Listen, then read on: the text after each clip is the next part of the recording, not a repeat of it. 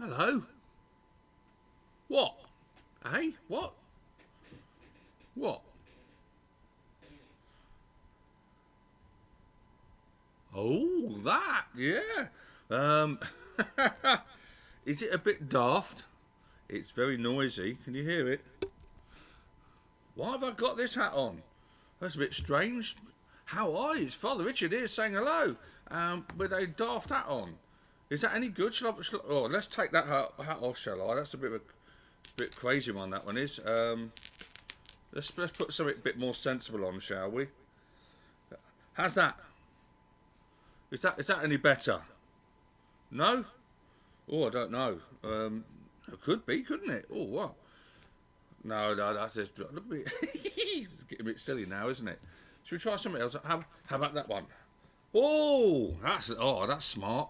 That's very smart, isn't it? Why? Why am I wearing these hats? Well, it's really good to see you. It's Wednesday morning. It's a lovely sunny day. It's March the 17th. And if you didn't know, that is St Patrick's Day and the patron saint of Ireland. So there you go. I've got some rather daft Irish daft, and that was, you can't really see it, it's a bit glowing in the whatever, that's orange and green and white. Some daft hats that I've collected over the years that you'll find out later. There we go. So it's St Patrick's Day today. Shall I sit here with this on? Only for a minute. Let me tell you why it is, because I'm going to talk about something in a moment, which I hope will entertain you for a few minutes. I don't know if I can keep going for as long as last week. But let's see. Today's St Patrick's Day. St Patrick was born in the year 385, I think, which is 1,600 or 1,700. Work it out. The older ones can work it out for me. But about 1,700 years ago, he was born and grew up in Britain, or just we call Wales, the British border up there, up a bit further up in the country. It was like a Roman country then, it was. You might do Romans when you're older. But for the younger ones who haven't done any of that, he just basically was a young boy, about the age of 8 or 9. And something terrible happened. He was grabbed. Some pirates came. That's not Johnny Depp. Not that. They weren't very nice pirates. And the pirates grabbed him and they took him away over to what is a country now called Ireland. And he was made to live there and work for nothing for many years as a slave. Well, he grew up and he managed to escape and he got back to his parents in Britain. And it was a lovely story. But he did something after that which nobody quite expected. You would have thought he'd be very happy getting home. He didn't have a hat like this, by the way. And you would have thought he'd be happy getting home, but he didn't. He realised that he had to do something. He wanted to help the people who had been nasty to him. Can you believe that? And he became a priest like me. I haven't got my collar on today. It's over there. Oh, never mind. Don't need it on now. And became a priest like me and a bishop. And years later, he went back to Ireland as the bishop and to see the people that had been nasty to him. And he forgave them and he helped them find a new way in life. And he became a bit of a hero. A bit of a hero. And to this day, it's a bit of a hero to the people around the world of many different nationalities, but of Christians as well, but of people of Ireland. As we have other patrons, we have other people like St David, St Andrew, St George. But nevertheless, he showed that he was prepared to just help and love even those who had been nasty to him. What an example. Very difficult to be that kind of person, I have to say.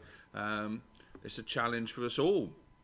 Now, I've been looking up a list because I wanted to look up a list of, and I've got a list written down here. There's my list. You can't read it, but I will.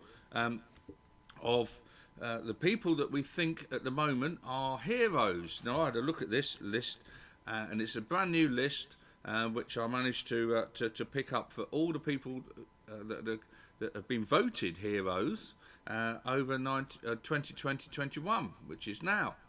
So, in no particular order, firstly, we've got essential workers. That's people who have been working in the shops, people that have been selling you your food and bringing food to you, keeping the lights going, keeping the gas to cook your food on. Essential workers like Yep, there's one right next to you somewhere. Teachers, people, teaching assistants, people giving you your lunches, all those people who have kept working during this time. You may have someone in your family who's had to keep working through this time or go into work, not working from home. Maybe you've been in school because of your parents having to work or the person who looks after you having to work. So essential workers are heroes of our time.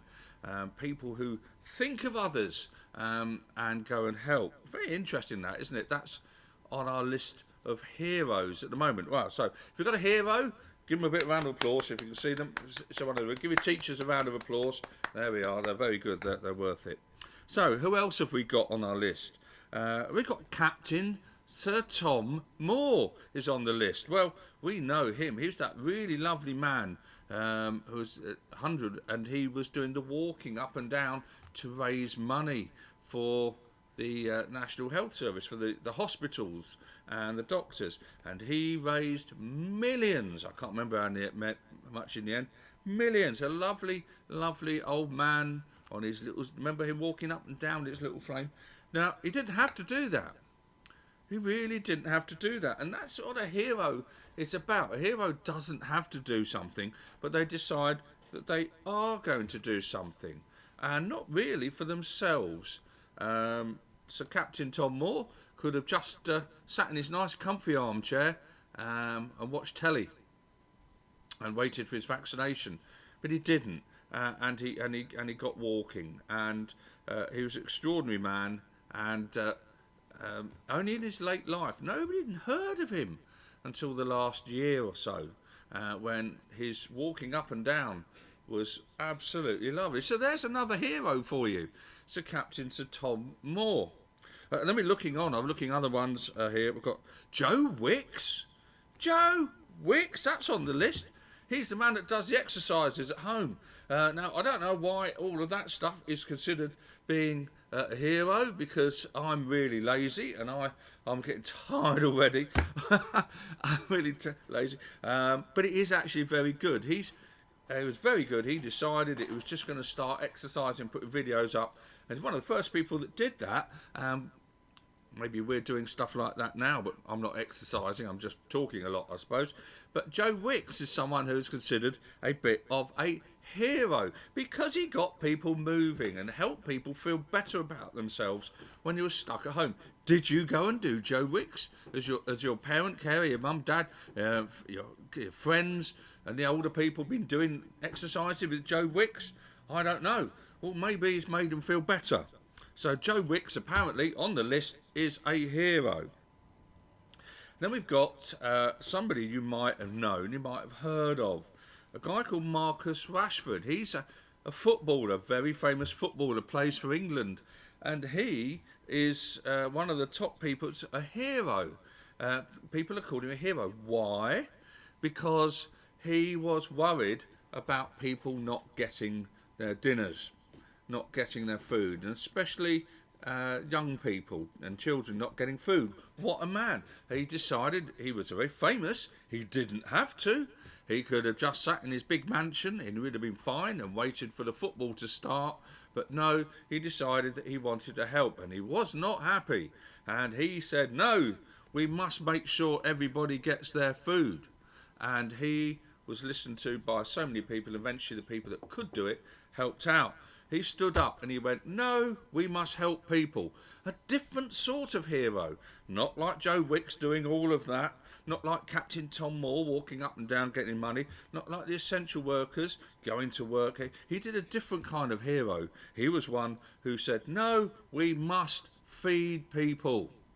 And a lot of the food you get now is because of Marcus Rashford. Good on him. So, but a young man, not an old man like Captain Tom, a young man who decided that he would stand up and say, no, we must do something. And he becomes a hero. He's also a good footballer as well, scores goals for England, so good on him. And then there's another list. The other on my list is the people who work in our hospitals, the people who work in our doctors' surgeries, for our doctors, our nurses, our healthcare people, for those who look after everyone at the moment who is struggling. These people tend not to be heard. They just go to work and they do extraordinary things and they love people and they reach out. Heroes. There's too many of them. I can't tell you who they are. I can't give you a name. There's just too many of them. Maybe you know someone who is working in the hospitals or the doctors who is in what they call NHS, National Health Service. Maybe you know someone. Maybe someone has helped you. Maybe someone who's giving the injections to the older people at the moment. All those people are heroes. Heroes. But the thing about heroes, about all these people is they don't go and go, I'm a hero. No. We see them as heroes. We see them as people that go and help others. And they're not worried about themselves. They go and help others. And that's something which at the moment I think we've learnt about. We've learnt that there are so many people that do help us and others. And maybe we too, maybe you, in your way, have been able to help someone. Maybe you want to help someone. If you do, ask your teacher. Ask at home. To help someone is one of the nicest things that you can do in your life. If you don't like someone, say, that's all right, I'm not bothered, I forgive you, I still want to help you. Well, there we are. That's my subject for today. Are you a hero? You can be a hero too, along with the essential workers, Captain Tom Moore, Joe Wicks, doing all of that, Marcus Rashford, all the food, feed the people, and the people in our hospitals and surgeries. Heroes of our age.